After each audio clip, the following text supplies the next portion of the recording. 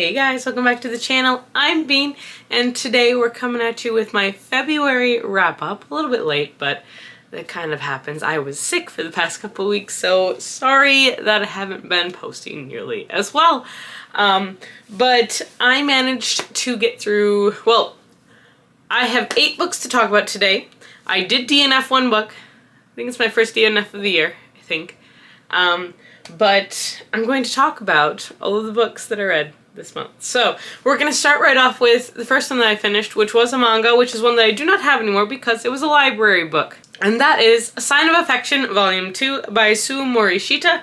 For those of you who don't know, this is a manga, so it was originally written in Japanese. It's been translated to English. I do not speak Japanese, nor do I read it. So this follows our main character, Yuki, who is a deaf girl living in Japan, and she ends up with a crush on Itsuomi, who is this upperclassman who loves to travel and loves to learn different languages and such, and she's basically teaching him sign language, and she's falling in love with him. We don't really know his feelings on the matter, but it's honestly really cute, really wholesome, and I do plan on continuing this series. I gave this one a 4 out of 5. I really did like it quite a bit. If I sound weird, I'm sorry. It's because I think I have bronchitis. Can't really stop coughing, and I still do have a bit of a stuffy nose, so. The next book that I read was one that I read for school, and that is Illegal by Eowyn Colfer and Andrew Donkin.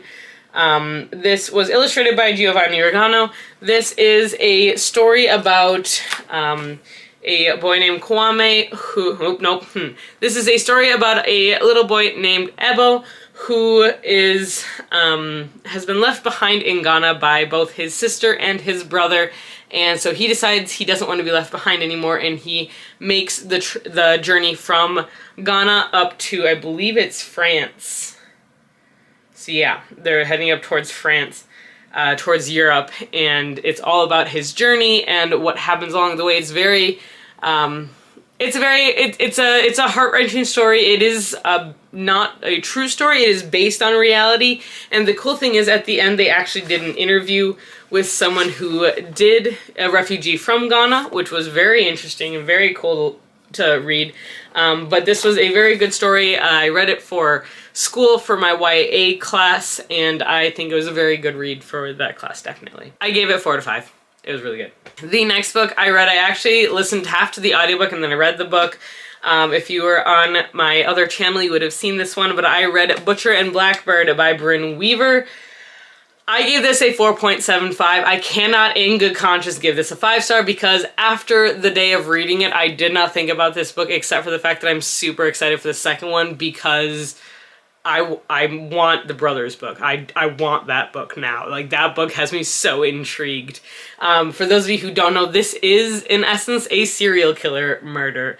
So 2 serial killers meet and they end up kind of forming a bit of a friendship and like a competitive relationship, basically. They're trying to hunt serial killers. So once a year they get together and they hunt a specific serial killer that his brother actually sets them on, and they have to figure out who the serial killer is, and whoever kills that serial killer first wins this contest. There are a full list of trigger warnings in here. The trigger warnings are intimidating, but just remember, these are serial killers, and it does say accidental cannibalism. It is accidental cannibalism, I promise.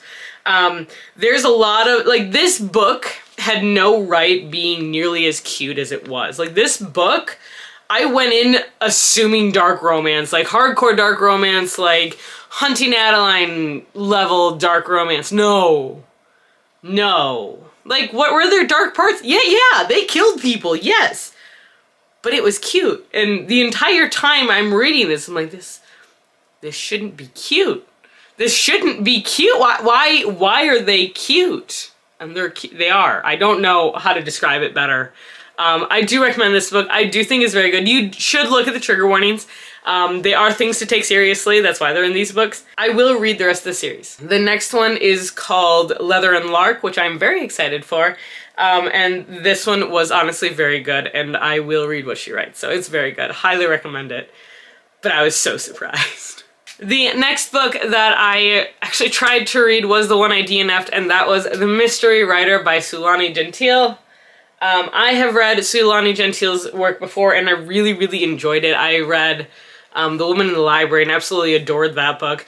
I could not bring myself to care about the characters in this book, unfortunately, which is a real bummer, because the first, 15% I really enjoyed, and then as soon as the murder happened, I don't know, it didn't work for me. That whole, semi-romance thing it confused me a little bit, I think, and I didn't care anymore, unfortunately. It just didn't work, so unfortunately, I did DNF it. I have come to the conclusion if a book is just not working for me, I am going to DNF it unless it's for school, so that's just where I'm at right now, so I did end up DNFing this one, unfortunately. That being said, I don't think people should not read this book. I think it just wasn't for me. So unfortunately, that's really more what it was. It just wasn't a book for me. The next book, however, I don't know what this hand thing is. The next book, though, was a book that I thoroughly enjoyed and loved. And that is A Tempest of Tea by Hafsa Faisal. I got so lucky and I got the audiobook for this from Netflix, and I read it before it came out, and oh my gosh, I will not stop talking about it. This book was so wonderful. I absolutely enjoyed it. I did forget a little bit that it's YA, but it's definitely YA. I gave this book a 4.5. Not a bad rating at all. The reason it got a 4.5 was the middle of it. This is YA. The pining. I got so tired of the pining in this book, though. That is my only real complaint. I couldn't get over the sheer amount of pining in this book. It was kind of annoying. I'm not gonna lie, a little annoying. That being said, this world that she has created, these characters are amazing. Our main character is Arthi, who is an immigrant to this city, and her basically adoptive brother, Jin, they run this tea house called Spindrift, which I love this on this edition. I think that's really cool. Called Spindrift, and Spindrift during the day is this high, very well-respected tea house, but at night, it serves a different crowd. Vampires, which exist in this world, and people know that they exist, but it's illegal for them to feed. But as long as you don't know they're vampires, it's a whole thing. But it's a really good book, honestly. I highly, highly recommend this. The beginning was excellent. The ending, fantastic. It was just a little bit in the middle. It just didn't work for me. But highly, highly, highly, highly recommend this book. You guys should go read it now. The next book that I read was another book for school, and that was Monster by Walter Dean Myers. I believe I've actually read this one a long time ago, but we read this one for alternate views for school, because this is actually told in a diary kind of way, where our main character he's been arrested as an accomplice in a murder, as an accomplice for a murder, and he's writing a screenplay of what his life was like in jail and what happened in his trial and all of that. It was very moving. It was a very intense book, and I do think everyone should read it at least once in your lifetime. It's a very good book. I gave it a 4.5 out of 5. It was good. I enjoyed it, but I also was made uncomfortable by it, which is exactly the point of the book. Walter Dean Myers, I did a whole paper on him. He's great. He's an amazing writer. He's got a lot of stuff out there. But this is, I think, his most iconic and probably his most famous work as well. The next book I read was a reread, and that was The Book Thief by Markus Zusak. This is a long book, and it took me longer to read than I had thought, partially because I did get sick while I was reading it.